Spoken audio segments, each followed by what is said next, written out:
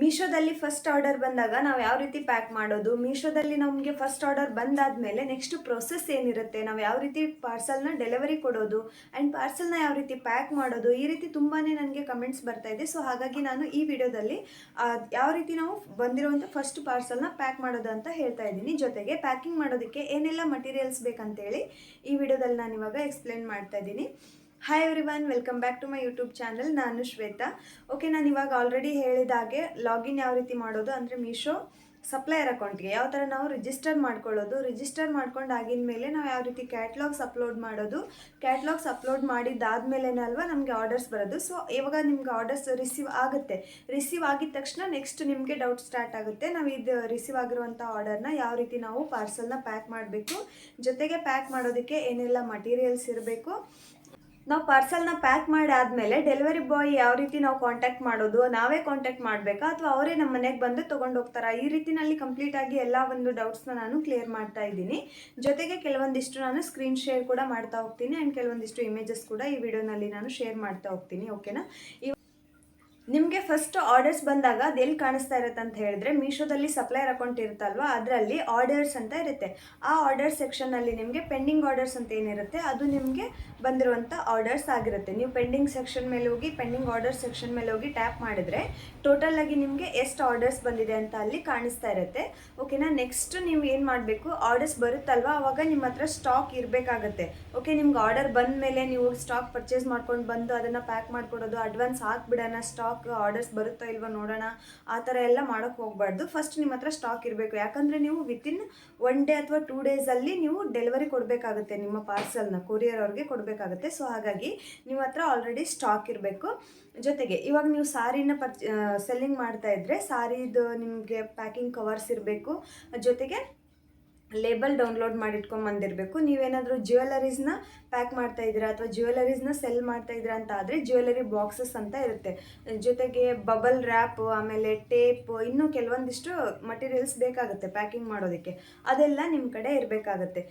ನೀವೇನಾದರೂ electrical ಐಟಮ್ಸ್ನ cell ಮಾಡ್ತಾ ಇದ್ದರೆ ಅದಕ್ಕೆ ಸೇಫಾಗಿ ನೀವು ಟೇಪ್ ಸುತ್ತೋದ್ರ ಮೂಲಕನಾದರೂ ಅದನ್ನು ಪ್ಯಾಕ್ ಮಾಡ್ಬೋದು ಅಥವಾ ಬಬಲ್ ರ್ಯಾಪಲ್ಲಿ ಪ್ಯಾಕ್ ಮಾಡ್ಬೋದು. ಇನ್ನು ರಟ್ಟಿನ ಬಾಕ್ಸ್ ಬರುತ್ತೆ, ಅಂದರೆ ಕಾರ್ಡ್ಬೋರ್ಡಿನ ಬಾಕ್ಸ್ ಇರುತ್ತಲ್ವ, ಪೇಪರ್ದು ಬಾಕ್ಸ್, ದಪ್ಪ ಬಾಕ್ಸ್ ಬರುತ್ತಲ್ವ, ಅದನ್ನು ನೀವು ಯೂಸ್ ಮಾಡಿ ಪ್ಯಾಕ್ನ ಮಾಡ್ಬೋದು. ಓಕೆ, ಇದೆಲ್ಲ ನಿಮಗೆ ಪ್ಯಾಕಿಂಗ್ ಮಟೀರಿಯಲ್ಸ್ ಏನೆಲ್ಲ ಇರಬೇಕು. ಓಕೆ, ಇವೆಲ್ಲ ಮಟೀರಿಯಲ್ಸ್ ಇರೋದ್ರ ಜೊತೆಗೆ ನಿಮ್ಮ ಹತ್ರ ಮೀಶೋ ಬಾರ್ಕೋಡೆಡ್ ಕವರ್ಸ್ ಇರಬೇಕಾಗುತ್ತೆ. ಅಂದರೆ ನೀವು ಯಾವುದೇ ಒಂದು ಪಾರ್ಸಲ್ನ ಪ್ಯಾಕ್ ಮಾಡಬೇಕಂದ್ರೆ ಮೀಶೋ ಬಾರ್ಕೋಡ್ ಕವರ್ಸ್ ಇರಬೇಕು. ಆ ಮೀಶೋ ಬಾರ್ಕೋಡ್ ಕವರ್ಸ್ನ ನೀವು ಮೀಶೋದಲ್ಲಿನೇ ಆರ್ಡರ್ ಮಾಡಬೇಕು. ಫ್ಲಿಪ್ಕಾರ್ಟ್, ಅಮೆಝಾನ್, ಇಂಡಿಯಾ ಮಾರ್ಟಲ್ಲೂ ಕೂಡ ಅವೈಲೇಬಲ್ ಇರುತ್ತೆ. ಆ ಬಾರ್ಕೋಡ್ ಕವರ್ಸ್ನ ಯೂಸ್ ಮಾಡ್ಬೋದು. ಬಟ್ ಏನು ಪ್ರಾಬ್ಲಮ್ ಆಗುತ್ತಂದರೆ ಅದ್ರ ಮೇಲೆ ಬಾರ್ಕೋಡ್ ಏನಿರುತ್ತಲ್ವ ಅದು ಸಮ್ಟೈಮ್ಸ್ ಸ್ಕ್ಯಾನ್ ಆಗೋದಿಲ್ಲ. ಹಾಗಾಗಿ ನೀವು ಮೀಶೋದಲ್ಲಿನೇ, ಮೀಶೋ ವೆಬ್ಸೈಟಲ್ಲಿನೇ ನೀವು ಬಾರ್ಕೋಡ್ ಕವರ್ಸ್ನ ಪರ್ಚೇಸ್ ಮಾಡಬೇಕು. ಅದನ್ನು ಯಾವ ರೀತಿ ಪರ್ಚೇಸ್ ಮಾಡೋದಂತೇಳಿ ನನ್ನ ಒಂದು ಯೂಟ್ಯೂಬ್ ಚಾನಲ್ನಲ್ಲಿ ನಾನು ವಿಡಿಯೋ ಆಲ್ರೆಡಿ ಪೋಸ್ಟ್ ಮಾಡಿದ್ದೀನಿ. ನೀವು ಆ ವಿಡಿಯೋನ ವಾಚ್ ಮಾಡ್ಬೋದು. ಡಿಸ್ಕ್ರಿಪ್ಷನ್ನಲ್ಲಿ ನಾನು ಲಿಂಕ್ನ ಕೊಟ್ಟಿರ್ತೀನಿ. ಅಂದರೂ ಓಕೆ, ಆ ಬಾರ್ಕೋಡ್ ಕವರ್ಸ್ ನಿಮ್ಗೆ ಯಾವ ರೀತಿ ಕಾಣಿಸ್ತಾ ಇರುತ್ತೆ ಅಂತ ಒಂದು ಸ್ಯಾಂಪಲ್ ತೋರಿಸ್ತೀನಿ. ಓಕೆ, ಇದಷ್ಟು ನಾನು ಆರ್ಡರ್ ಮಾಡ್ಕೊಂಡಿದ್ದಂಥ ಬಾರ್ಕೋಡ್ ಕವರ್ಸ್. ಬಾರ್ಕೋಡ್ ಕವರ್ ನಿಮಗೆ ಈ ರೀತಿ ಕಾಣಿಸ್ತಾ ಇರುತ್ತೆ. ಓಕೆ, ಇದೇ ಬಾರ್ಕೋಡ್. ಇದು ಸಾರಿ ಪ್ಯಾಕ್ ಮಾಡೋವಂಥ ಬಾರ್ಕೋಡ್ ಕವರ್. ನೀವೇನಾದರೂ ಬೇರೆ ಜ್ಯುವೆಲರೀಸ್ ಇರ್ಬೋದು ಅಥವಾ ಕಿಚನ್ ಐಟಮ್ಸ್ ಇರ್ಬೋದು, ಮತ್ತು ಏನಾದರೂ ಹೋಮ್ ಎಸೆನ್ಸಿಯಲ್ಸ್ ಅಥವಾ ಎಲೆಕ್ಟ್ರಿಕಲ್ ಐಟಮ್ಸ್ ಏನಾದರೂ ಸೆಲ್ ಮಾಡ್ತಾ ಇದ್ದರೆ ನೀವು ನಿಮ್ಮ ವಸ್ತು ಏನಿರುತ್ತೆ ನೋಡಿ, ಸೆಲ್ ಮಾರ್ತಾ ಇರ್ತೀರಲ್ಲ, ಅದನ್ನು ಸ್ಕೇಲ್ ಅಥವಾ ಟೇಪ್ನ ತೊಗೊಂಡು ಅದನ್ನು ಅಳತೆ ಮಾಡ್ಕೊಳ್ಬೇಕು. ಉದ್ದ ಅಗಲ ಎಷ್ಟಿದೆ ಅಂತ ಅಳತೆ ಮಾಡಿಕೊಂಡು ಅದಕ್ಕೆ ತಕ್ಕಂತೆ ನೀವು ಬಾರ್ಕೋಡ್ ಕವರ್ಸ್ನ ಆರ್ಡರ್ ಮಾಡ್ಕೊಳ್ಬೋದು. ಆ್ಯಂಡ್ ಮೀಶೋ ಬಾರ್ಕೋಡ್ ಕವರ್ಸಲ್ಲಿನೇ ನಾವು ಆರ್ಡರ್ ಪ್ಯಾಕ್ ಮಾಡಿ ಕಳಿಸ್ಬೇಕಾ ಅನ್ನೋದು ಕಂಪಲ್ಸರಿನಾ ಅಂತ ತುಂಬ ಜನ ಕೇಳ್ತಿದ್ರು. ಹೌದು, ಕಂಪಲ್ಸರಿನೇ. ಇದರಲ್ಲಿನೇ ನೀವು ನಿಮ್ಮ ಪಾರ್ಸಲ್ನ ಪ್ಯಾಕ್ ಮಾಡಿ ಕಳಿಸ್ಬೇಕು. ಯಾಕೆ ಕಳಿಸ್ಬೇಕಂತ ಹೇಳಿದ್ರೆ, ಇವಾಗ ನೆಕ್ಸ್ಟ್ ನಿಮ್ಗೆ ಏನಾದರೂ ಪ್ರಾಡಕ್ಟ್ ರಿಟರ್ನ್ ಆಯ್ತಂದರೆ ಈ ರೀತಿ ಬಾರ್ಕೋಡ್ ಕವರ್ಸಲ್ಲಿ ನೀವು ಕಳಿಸಿದ್ರೆ ಮೀಶೋದವ್ರಿಗೆ ವಿಡಿಯೋ ಕಳಿಸ್ಬೇಕು ನೀವು. ಇದರ ಪ್ರೂಫ್ ನಿಮಗೆ ರಾಂಗ್ ರಿಟರ್ನ್ ಅಥವಾ ಡ್ಯಾಮೇಜ್ ಪ್ರಾಡಕ್ಟ್ ರಿಟರ್ನ್ ಬಂತಂದರೆ ಮೀಶೋದವ್ರಿಗೆ ನೀವು ಪ್ರೂಫ್ನ ಅಪ್ಲೋಡ್ ಮಾಡಬೇಕಾಗುತ್ತೆ. ಆವಾಗ ಈ ಮೀಶೋ ಬಾರ್ಕೋಡ್ ಕವರ್ಸ್ ನಿಮಗೆ ಹೆಲ್ಪ್ ಮಾಡುತ್ತೆ. ಓಕೆನಾ? ಇಲ್ಲಿ ಒಂದು ನಂಬರ್ ಕಾಣಿಸ್ತಾ ಇರುತ್ತಲ್ವ, ಈ ನಂಬರ್ಸ್ ಎಲ್ಲ ನೀವು ಆ್ಯಡ್ ಮಾಡಬೇಕಾಗತ್ತೆ. ಜೊತೆಗೆ ಈ ಬಾರ್ಕೋಡ್ ಕವರ್ ಇರೋದು ತುಂಬ ಇಂಪಾರ್ಟೆಂಟ್ ಆಗುತ್ತೆ ರಿಟರ್ನ್ ಅಮೌಂಟ್ನ ಕ್ಲೈಮ್ ಮಾಡೋದಕ್ಕೆ. ಹಾಗಾಗಿ ಮೀಶೋ ಬಾರ್ಕೋಡ್ ಕವರ್ಸಲ್ಲಿನೇ ನೀವು ಪಾರ್ಸಲ್ನ ಕಳಿಸ್ಬೇಕಾಗತ್ತೆ. ಇದು ವಿತೌಟ್ POD ಬಾರ್ಕೋಡ್ ಕವರ್. ಅಂದರೆ ಈ ಥರ ಯಾವುದೇ ಒಂದು ಪಾಕೆಟ್ ಇಲ್ಲ ಇದಕ್ಕೆ ಲೇಬಲ್ನ ಇಡೋದಕ್ಕೆ. ನಾನೇನು ಮಾಡ್ತೀನಿ, 4 ಇಂಚ್ ಟೇಪ್ನ ತೊಗೊಂಡು ಲೇಬಲ್ನ ಇದ್ರ ಮೇಲೆ ಇಟ್ಟು ಆ ಟೇಪನ್ನು ಅಂಟಿಸ್ಬಿಟ್ಟು ನಾನು ಪ್ಯಾಕ್ನ ಮಾಡ್ತೀನಿ. ಒಂದು ಸ್ಯಾಂಪಲ್ ತೋರಿಸ್ತೀನಿ ಯಾವ ರೀತಿ ನಾನು ಪ್ಯಾಕ್ ಮಾಡ್ತೀನಿ ಅಂತೇಳಿ. ನೋಡಿ, ಓಕೆ, ಇದು without pocket, without POD barcode cover.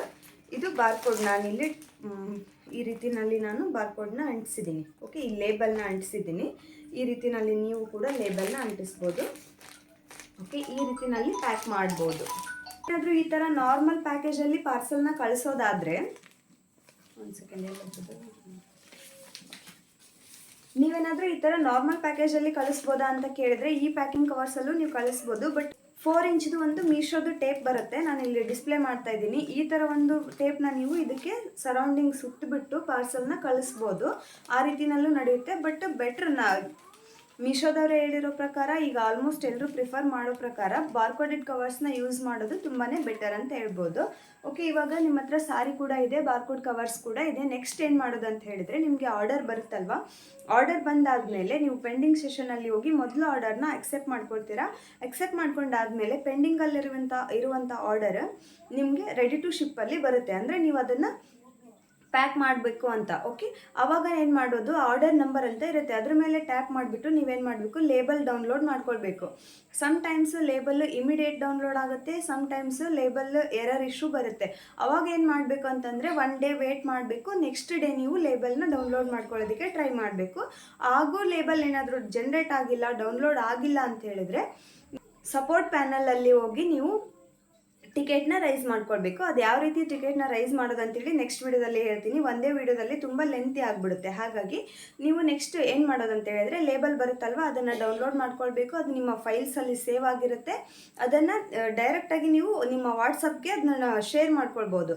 ನಿಮ್ಮ ಹತ್ರ ಅಕಸ್ಮಾತ್ ಥರ್ಮಲ್ ಪ್ರಿಂಟರ್ ಇದ್ದರೆ ಡೈರೆಕ್ಟಾಗಿ ನೀವು ಅದನ್ನು ಪ್ರಿಂಟ್ ತಗೋಬೋದು. ನಾರ್ಮಲ್ ಪ್ರಿಂಟರ್ ಇದ್ದರೂ ಕೂಡ ಪ್ರಿಂಟ್ ತಗೊಳ್ಬೋದು. ಅಥವಾ ನಿಮ್ಮ ಹತ್ರ ಯಾವುದೂ ಪ್ರಿಂಟರ್ ಇಲ್ಲ ಅಂತ ಹೇಳಿದ್ರೆ ನೀವು ಜೆರಾಕ್ಸ್ ಸೆಂಟ್ರಿಗೆ ಹೋಗಿ ಆ ಲೇಬಲ್ ಏನಿರುತ್ತಲ್ವ ಅದು PDF ವಾಟ್ಸಪ್ಪಿಗೆ ಸೆಂಡ್ ಮಾಡಿಕೊಂಡು ಅಲ್ಲಿ ಹೋಗಿ ಡೌನ್ಲೋಡ್ ಮಾಡ್ಕೊಂಡು ಬರ್ಬೋದು. ಆ ಲೇಬಲ್ ನಿಮ್ಗೆ ಯಾವ ರೀತಿ ಕಾಣಿಸ್ತಾ ಇರುತ್ತೆ ಅಂತ ನಾನು ಒಂದು ಸ್ಯಾಂಪಲ್ನ ಇವಾಗ ತೋರಿಸ್ತಾ ಇದ್ದೀನಿ.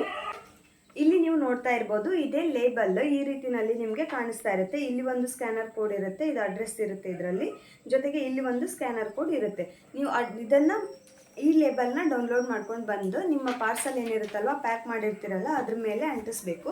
ಅದಾದಮೇಲೆ ನೆಕ್ಸ್ಟ್ ಇದರಲ್ಲಿ ಒಂದು ಪಾರ್ಟ್ನ ನೀವು ಪಾರ್ಸಲ್ ಒಳಗಡೆ ಹಾಕಬೇಕು, ಒಂದು ಪಾರ್ಟು ಪಾರ್ಸಲ್ ಮೇಲ್ಗಡೆ ಹಾಕಬೇಕು. ಯಾವ ಪಾರ್ಟ್ ಅಂತ ಹೇಳಿದ್ರೆ ಇಲ್ಲಿ ನಾನು ಫೋಲ್ಡ್ ಮಾಡಿ ತೋರಿಸ್ತಾ ಇದ್ದೀನಿ ನಿಮಗೆ.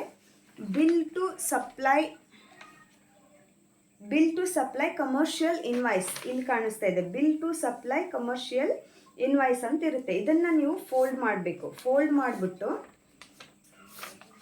ಇಲ್ಲಿಗೆ ಕಟ್ ಮಾಡ್ಕೊಳ್ಬೇಕು. ಇದೇನಿರುತ್ತಲ್ವ ಇದು ಪಾರ್ಸಲ್ ಒಳಗಡೆ ಹಾಕಬೇಕು. ಇದು ಲೇಬಲ್ ಎಲ್ಲಿ ಕಾಣಿಸ್ತಾ ಇರುತ್ತಲ್ವ ಇದನ್ನು ಪಾರ್ಸಲ್ ಮೇಲ್ಗಡೆ ಟೇಪ್ನ ಅಂಟಿಸಿ ಸ್ಟಿಕ್ ಮಾಡ್ಬೋದು. ಅಥವಾ ವಿತ್ POD ಕವರ್ಸ್ನ ಯೂಸ್ ಮಾಡ್ತಾ ಇದ್ರೆ ಇದನ್ನು POD ಕವರ್ಸಲ್ಲಿ ಹಾಕ್ಬಿಟ್ಟು ಪಾರ್ಸಲ್ನ ಪ್ಯಾಕ್ ಮಾಡಬೇಕು. ಯಾವ ರೀತಿ ಅಂತ ಹೇಳಿದ್ರೆ ಇವಾಗ ನಾನು ನಿಮಗೆ ತೋರಿಸ್ತಾ ಇದ್ದೀನಿ. ಇದು ಬಾರ್ಕೋಡ್ ಕವರ್ಸು ಆ್ಯಂಡ್ ಜೊತೆಗೆ ಇದೊಂದು ಸಾರಿ. ಇದನ್ನು ನಾವು ಈ ರೀತಿನಲ್ಲಿ ಪಾರ್ಸಲ್ ಒಳಗಡೆ ಹಾಕಬೇಕು. ಇದನ್ನು ಈ ರೀತಿ ಪ್ಯಾಕೆಟ್ ಒಳಗಡೆ ಹಾಕಬೇಕು. ಓಕೆ, ಇಷ್ಟೇ, ಈ ರೀತಿನಲ್ಲಿ ಪ್ಯಾಕ್ ಮಾಡೋದಿರುತ್ತೆ ಅಷ್ಟೇ. ನೆಕ್ಸ್ಟು ಈ ಒಂದು ಇದನ್ನು ಕೊಟ್ಟಿರ್ತಾರಲ್ವ, ಈ ಸಿಲ್ವರ್ ಕಲರ್ ಏನಿದೆ ಇದನ್ನು ತೆಗೆದುಬಿಟ್ಟು ಈ ರೀತಿನಲ್ಲಿ ನೀವು ಜಸ್ಟ್ ಹಿಂಗೆ ಸ್ಟಿಕ್ ಮಾಡಿದ್ರೆ ನಿಮ್ಮ ಪಾರ್ಸಲ್ ರೆಡಿ ಆಗಿರುತ್ತೆ. ಇದ್ರ ಮೇಲೆ ನೀವೇನು ಮಾಡೋದು, ಈ ಲೇಬಲ್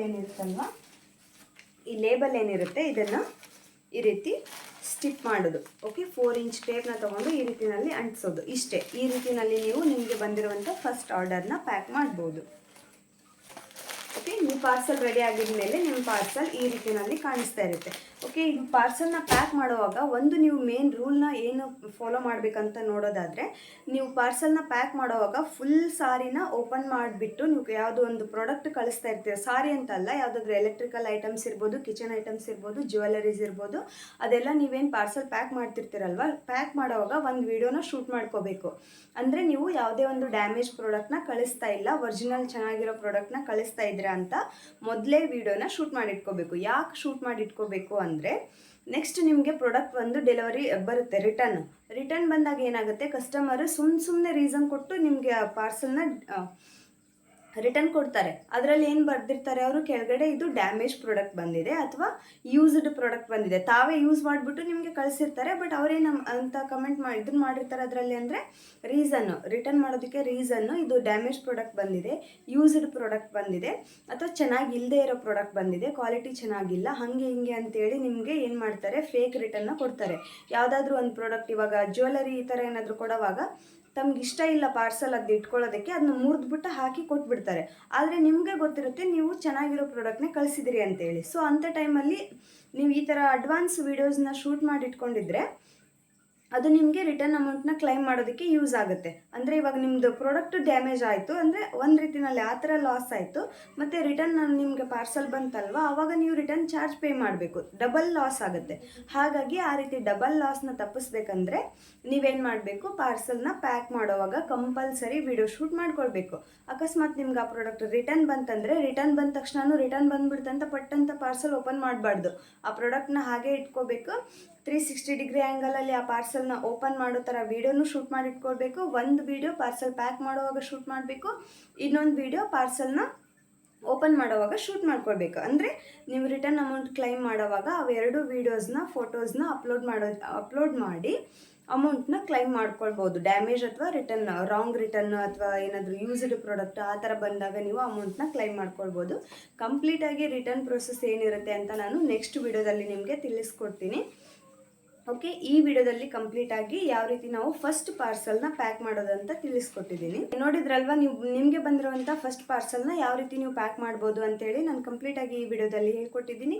ಇನ್ನು ನೀವು ರಿಜಿಸ್ಟರ್ ಆಗಿಲ್ಲ ಅಂದರೆ ರಿಜಿಸ್ಟರ್ ಆಗೋದು ಹೇಗೆ, ಪಾರ್ಸಲ್ನ ಪ್ರಾಡಕ್ಟ್ನ ಕ್ಯಾಟ್ಲಾಗ್ಸ್ ಅಪ್ಲೋಡ್ ಮಾಡೋದು ಹೇಗೆ, ಇನ್ನು ಬಾರ್ಕೋಡ್ ಕವರ್ಸ್ನ ಆರ್ಡರ್ ಮಾಡ್ಕೊಳ್ಳೋದು ಹೇಗೆ ಅಂತ ಕಂಪ್ಲೀಟಾಗಿ ನನ್ನ ಚಾನಲ್ನಲ್ಲಿ ವೀಡಿಯೋಸ್ ಅಪ್ಲೋಡ್ ಇದೆ. ಇಂಟ್ರೆಸ್ಟ್ ಇದ್ದರೆ ನೀವು ಒಮ್ಮೆ ಚೆಕ್ ಮಾಡಿ. ಓಕೆ, ಈ ವಿಡಿಯೋ ನಿಮಗೆ ಯೂಸ್ಫುಲ್ ಆಗಿದೆ ಅಂತ ಅಂದ್ಕೊಳ್ತೀನಿ. ಯೂಸ್ಫುಲ್ ಆಗಿದ್ದರೆ ಲೈಕ್ ಮಾಡಿ. ಆ್ಯಂಡ್ ಇದೇ ಥರ ಯಾರಾದರೂ ನಿಮ್ಮ ಫ್ರೆಂಡ್ಸ್ ಕಾಮರ್ಸ್ ಬಿಸ್ನೆಸ್ನ ಮಾಡ್ತಾ ಇದ್ದರೆ, ಅವರಿಗೆ ಪಾರ್ಸಲ್ ಪ್ಯಾಕ್ ಮಾಡೋದಕ್ಕೆ ಗೊತ್ತಿಲ್ಲ ಅಥವಾ ರಿಜಿಸ್ಟರ್ ಆಗೋದಕ್ಕೆ ಗೊತ್ತಿಲ್ಲ, ಕ್ಯಾಟ್ಲಾಗ್ಸ್ ಅಪ್ಲೋಡ್ ಮಾಡೋದು ಗೊತ್ತಿಲ್ಲ ಅಂತ ಹೇಳಿದರೆ ಅವ್ರಿಗೆ ಕೂಡ ನೀವು ಈ ವಿಡಿಯೋಸ್ನ ಶೇರ್ ಮಾಡ್ಬೋದು.